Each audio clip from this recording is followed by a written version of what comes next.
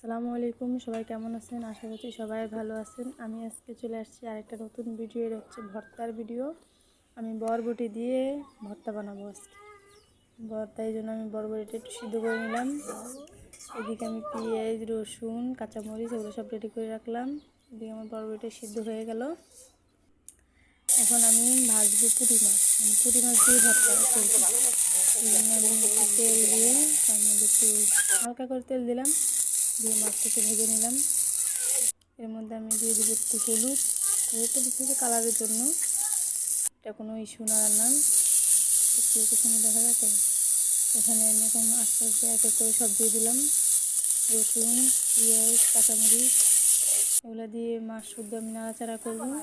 তারপর ওই যে সিদ্ধ করে রাখা টমেটোগুলো ডিমগুলো দিয়ে দিলাম, বরবটিগুলো দিয়ে নাড়াচাড়া করে যে আমার ভাজা হয়ে গেছে। এখন আমি এটাকে পাটাই দিলাম। তা এটা করতে করতে একটা কথা বলি, সেটা হচ্ছে আমার ভিডিও যদি আপনাদের দেখতে ভালো লাগে তাহলে আমার ভিডিওটা শেয়ার করে দিবেন, চ্যানেলটা সাবস্ক্রাইব করে দিবেন। কথা বলতে বলতে আমার ভর্তাটা হয়ে গেল।